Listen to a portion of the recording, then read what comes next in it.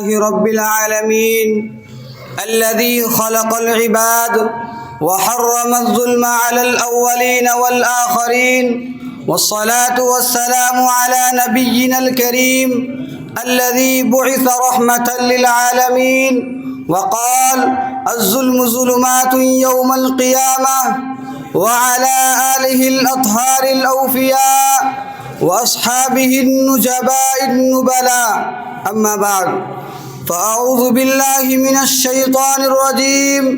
بسم الله الرحمن الرحيم.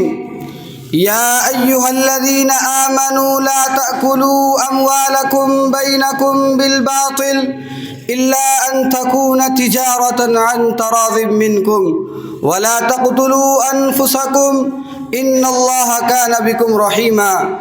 وقال السيد ولد آدم معلم البشرية نبينا محمد صلى الله عليه وسلم: أتدرون من المفلس؟ قالوا: المفلس فينا من لا درهم له ولا متاع.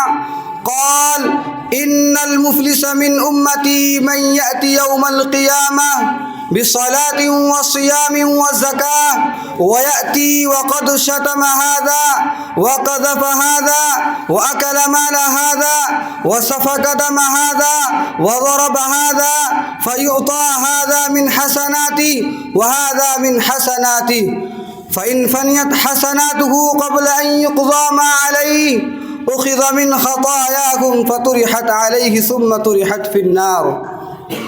إخواني في التوحيد، إن الله تعالى حرم الظلم على عباده لأن الظلم ظلمات يوم القيامة، ونهى عن أكل أموال الغير بدون أمر مشروع، كما قال الله تعالى في كتابه الحكيم: يا أيها الذين آمنوا لا تأكلوا أموالكم بينكم بالباطل إلا أن تكون تجارة عن تراض منكم.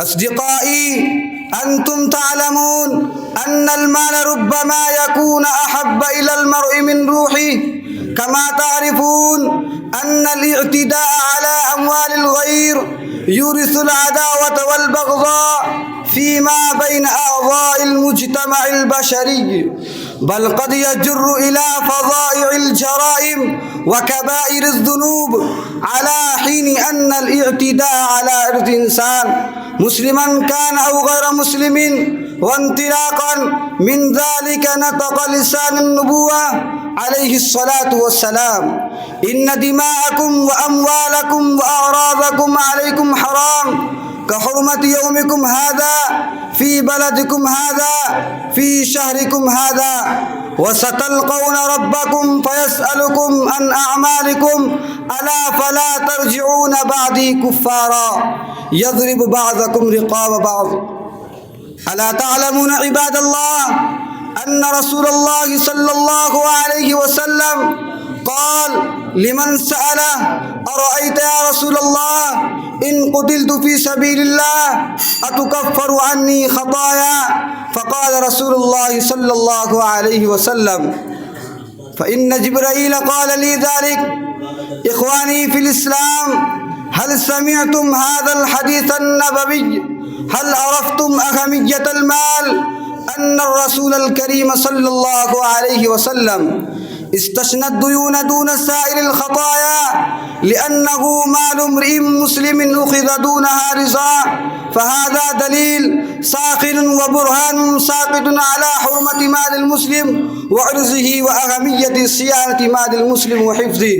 فيا إخواني، توبوا إليه في ساعتكم هذه وأنيبوا إلى الرحمن. والسلام عليكم ورحمة الله وبركاته.